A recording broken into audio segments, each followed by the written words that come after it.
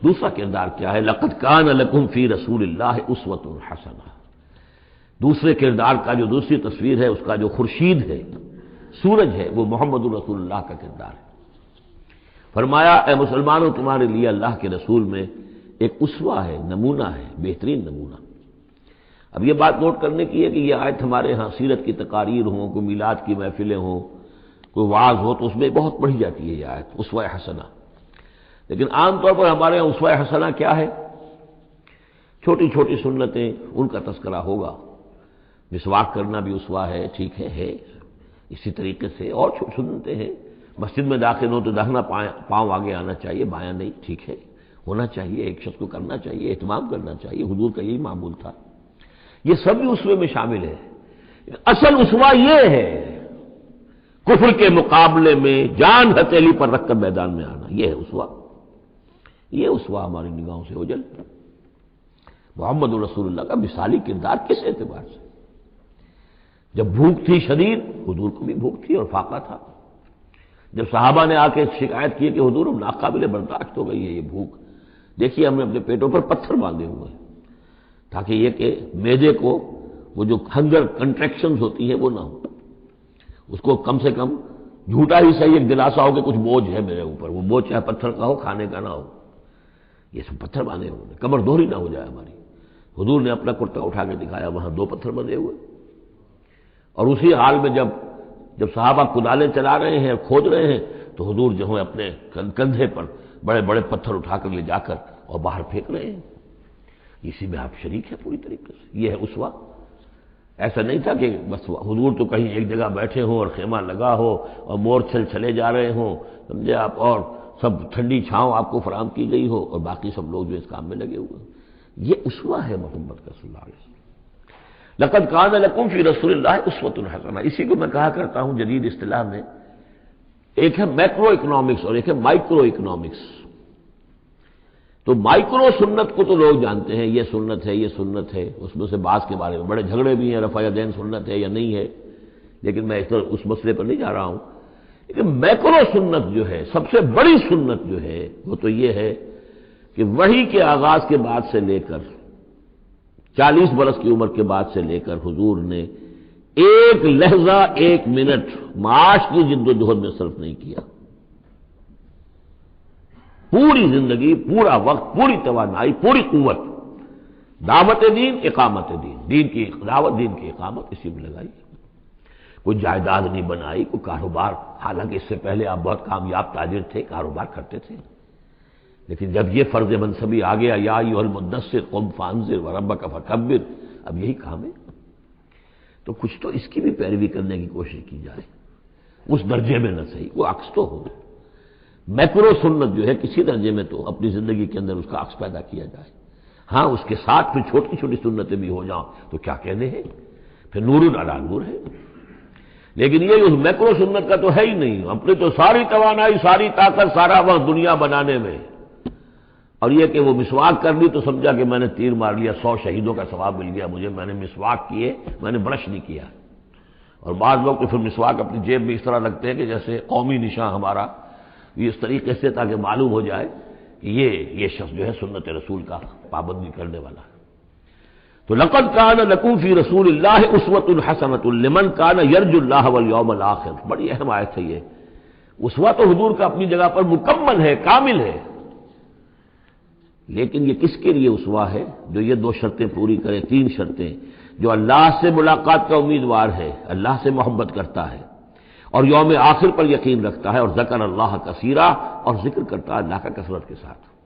یہ بالکل وہی بات ہے کہ قرآن مجید تو ہدایت ہے پوری نوع انسانی کے لیے، ھدی للناس. لیکن قرآن سے استفادے کی شرط ہے تقویٰ، ھدی للمتقین. تو جو ربط و تعلق ہے ان 2 آیتوں میں وہی سمجھیے کہ اپنی جگہ پر حضور کی زندگی ایک اسوہ کاملہ ہے، مکمل. لیکن اس سے استفادے کی شرائط ہے. لمن کان یرجو اللہ والیوم الآخر وذکر اللہ کثیرا. اب یہ اہل ایمان، حضور کے بعد اہل ایمان کا تذکرہ ہو رہا ہے. محمد الرسول اللہ والذین معہ. اب معہ جو تھے اہل ایمان. ولما رأى المؤمنون الاحزاب. اور جب اہل ایمان نے دیکھا ان لشکروں کو، قالوا هذا ما وعدنا الله ورسوله وصدق الله ورسوله، انہوں نے کہا یہی تو ہے جس کا اللہ نے وعدہ کیا تھا ہم سے اور اس کے رسول نے وعدہ کیا تھا۔ اب دیکھیے ایک ہی سچویشن ہے، اس کا ری ایکشن کس قدر ایک دوسرے سے مختلف ہے۔ معلوم ہے یہ مسئلہ ہے انسان کا اندرونی، یضل بہ کثیرا ویہدی بہ کثیرا، تو جیسے قرآن کے بارے میں آیا اسی طریقے سے اس سچویشن سے بھی انہوں نے کیا کہا، ہم نے تو سنا ہوا ہے، پہلے ہی اللہ نے کہہ دیا تھا وَلَنَبْلُوَنَّكُمْ بِشَيْءٍ مِّنَ الْخَوْفِ وَالْجُوعِ وَنَقْصٍ مِّنَ الْأَمْوَالِ وَالْأَنفُسِ وَالثَّمَرَاتِ، یہ قرآن مجید میں سورہ بقرہ میں آیت نہیں آ چکی تھی؟ لَتُبْلَوُنَّ فِي أَنفُسِكُمْ وَأَمْوَالِكُمْ، یہ کیا سورہ آل عمران میں آیت نہیں آ چکی تھی؟ یہ تو چیزیں وہی تو ہے جس کا کہ ہم سے وعدہ کیا تھا۔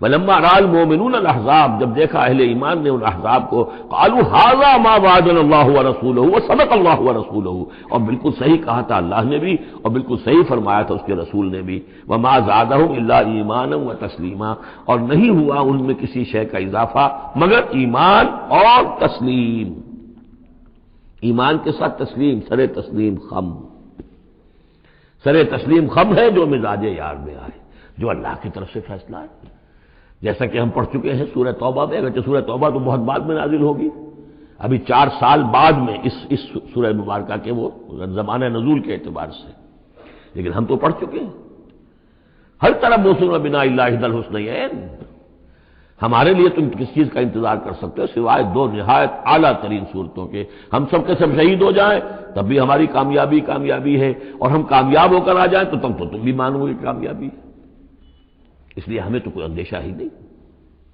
تو اس میں تسلیم ان کے اندر، اور ہم بھی تسلیم کی خو ڈالیں گے، بے نیازی تیری عادت ہی صحیح۔ من المؤمنین رجال صدقوا ما عاہدوا اللہ علیہ، ان اہل ایمان میں وہ جمع مرد لوگ ہیں رضی اللہ تعالی عنہم وارضاہم اجمعین، صدقوا ما عاہدوا اللہ علیہ، جنہوں نے سچا کر دکھایا وہ عہد جو انہوں نے اللہ سے کیا تھا، انہوں نے کہا تھا وہ اپنی جان اور مال حاضر ہے، ہم جنت کے عوض یہ سب کچھ دینے کو تیار ہیں، انہوں نے وہ عہد پورا کر دیا۔ فَمِنْهُمْ مَنْ قَضَى نَحْبَهُ، ان میں سے وہ بھی ہیں جو اپنی نظر گزار چکے، نظر پیش کر چکے، کتنے ہی صحابہ تھے جو اس وقت تک جام شہادت نوش کر چکے تھے، سن 5 ہے یہ تو، سن 3 میں 70 صحابہ تو غزوہ احد کے اندر ہی شہید ہوئے۔ فَمِنْهُمْ مَنْ قَضَى نَحْبَهُ، ان میں وہ بھی ہیں کہ جو اپنی نظر پیش کر چکے، وَمِنْهُمْ مَنْ يَنْتَظِرُ، اور باقی جو ہے وہ منتظر ہے کہ کب وقت آئے، یہ تو ہم انتظار میں ہیں کہ کب اللہ تعالیٰ ہمیں بھی شہادت کا درجہ دے، ہماری بھی شہادت قبول فرما لے۔ وبال دوش ہے سر جس میں ناتواں پہ مگر لگا رکھا ہے تیرے خنجر و ثنا کے لیے، ہم تو اللہ منتظر ہیں کہ کب ہماری باری آ جائے۔ فَمِنْهُمْ مَنْ قَضَى نَحْبَهُ وَمِنْهُمْ مَنْ يَنْتَظِرُ وَمَا بَدَّلُوا تَبْدِيلًا، اور انہوں نے ہرگز تبدیلی کوئی نہیں کی، جو انہوں نے عہد اللہ سے کیا سرے بوس میں فرق نہیں آنے دیا۔ لِيَجْزِيَ اللَّهُ الصَّادِقِينَ بِصِدْقِهِمْ، تاکہ اللہ تعالیٰ سچوں کو ان کی سچائی کا پورا بدلہ دے، وَيُعَذِّبَ الْمُنَافِقِينَ إِن شَاءَ أَوْ يَتُوبَ عَلَيْهِمْ، اور ان منافقوں کو چاہے تو ان پر عذاب بھیج دے اور چاہے تو ابھی ان کی توبہ قبول کر لے، انہیں توبہ کا موقع دے دے۔ یہ میں بتا چکا ہوں کہ آخری جو فیصلہ ہوا وہ جب کہ غزوہ تبوک کا معاملہ ہوا ہے، پھر آخری فیصلے ہوئے ہیں۔ یا سورہ نساء جو ہے اس کے اندر بھی وہ آیت آ گئی تھی کہ فی الدرک الاسفل من النار، لیکن آخری چیز کہ اے نبی استغفر لہم او لا تستغفر لہم ان تستغفر لہم 70 مرۃ فلن یغفر اللہ لہم، کہ اب آپ ان منافقوں کے لیے استغفار کریں یا نہ کریں، اگر 70 مرتبہ بھی استغفار کریں گے تب بھی اللہ ان کو معاف نہیں فرمائے گا۔ ان اللہ کان غفور الرحیم، یقینا اللہ غفور الرحیم ہے۔ ورد اللہ الذین کفروا، اللہ نے لوٹا دیا ان کافروں کو جو چڑھ کر آئے تھے بڑے شان و شوکت کے ساتھ، وہ پورے لشکر جو ہے سب چلے گئے، بغیظہم، وہ اپنے غصے کو ساتھ ہی لے گئے، وہ غصہ جو ہے وہ نکالے بغیر، یا تو کوئی جنگ ہوتی کچھ وہ قتل عام کرتے تو کچھ غصہ ان کا نکلتا، اللہ نے ان کو ان کے غصے کے ساتھ ہی واپس کر دیا۔ ورد اللہ الذین کفروا بغیظہم لم ینالوا خیرا، انہیں کوئی خیر حاصل نہ ہو سکا، کوئی فتح ہوتی، کوئی کارنامہ سر انجام دیا ہوتا، کچھ نہیں۔ وکفى اللہ المؤمنین القتال، اور اللہ کافی رہا اہل ایمان کی طرف سے قتال کے لیے، اہل ایمان کو تو جنگ کی نوبت ہی نہیں آئی، کھلی جنگ تو ہوئی نہیں، اللہ نے خود ہی آندھی بھیج کر اور جو بھی اپنی خفیہ تدابیر ہیں، جو بھی اپنی مدد تھی فرشتوں کے ذریعے سے، اللہ تعالیٰ نے گویا کہ اہل ایمان کو اس امتحان میں سے تو گزار دیا، باقی یہ کہ کوئی غضب نہیں پہنچنے دیا۔ وَكَانَ اللَّهُ قَوِيًّا عَزِيزًا، اور یقیناً اللہ تعالیٰ قوی اور عزیز ہے، زبردست ہے، قوت والا ہے۔ وَأَنزَلَ الَّذِينَ ظَاهَرُوهُمْ، اب یہ دوسرا ہے، اس کا جو ضمیمہ ہے غزوہ احزاب کا، وہ غزوہ بنی قریظہ ہے۔ روایات میں آتا ہے کہ حضور نے جب یہ لشکر چلے گئے، غزوہ احزاب ختم ہو گیا، تو آ کر واپس گھر آ کر اپنے ہتھیار وغیرہ اتارے، زرہ اتاری، تو حضرت جبرائیل آئے کہ آپ نے ہتھیار اتار دیے، ہم نے تو ابھی اتارے نہیں ہیں، ابھی بنو قریظہ کو کیفر کردار تک پہنچانا ہے، انہوں نے جو غداری کی اس موقع پر، اپنے عہد کو توڑا ہے، اس کی سزا انہیں دینی ہے۔